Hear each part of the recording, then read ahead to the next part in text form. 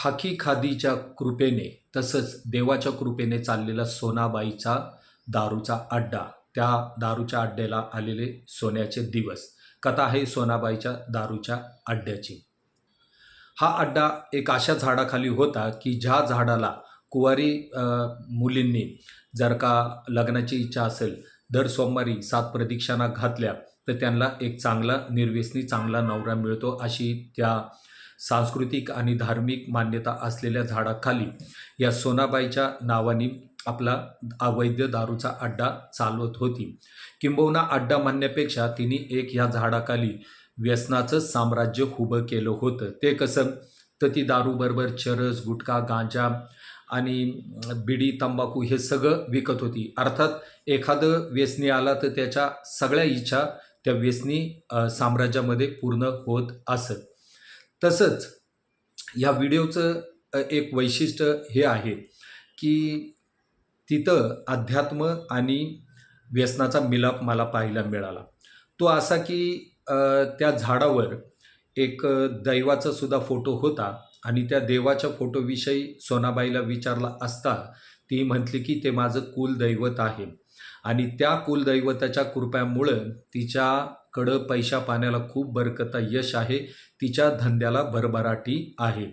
पण दुसऱ्या बाजूला पाहिलं तर तिच्याच गिराकांवर त्या देवाची अवकृपा स्पष्टपणे दिसत होती. दुःखी, दारिद्र्य, बर्बाद झालेले असे तिचे गिराईक होते. सडपातळ, जीव नसलेला अशा अंगामध्ये तिचे ते गिराईक होते. आता हा अवैध व्यसनाचं साम्राज्य त्या झाडाखाली चाललं होतं ते खाकी आणि खादीच्या कृपेने. जरी अवैध धंदा असला त्यामुळे त्याचा प्रत्यक्षात सरकारला कर जात नव्हता, तर तोच कर जात होता खाकी आणि खादीला. ह्यांना पैसे दिले काय आणि सरकारला कर रूपात दिले काय ते एकसारखेच आहेत.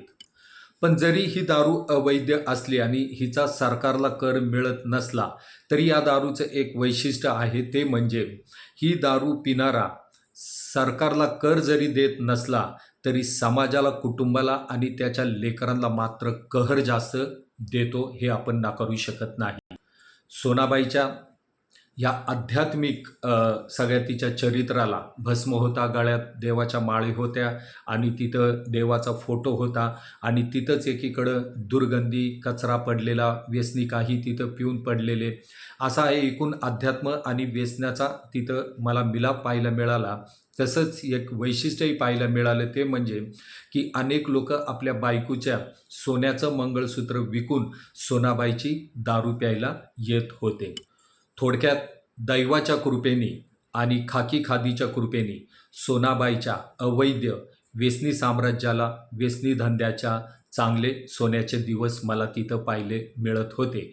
परंतु दुसऱ्या बाजूला अनेक लोकांचे त्या दारूमुळं होणारे कुटुंब उद्ध्वस्तसुद्धा मला पाहायला मिळाले.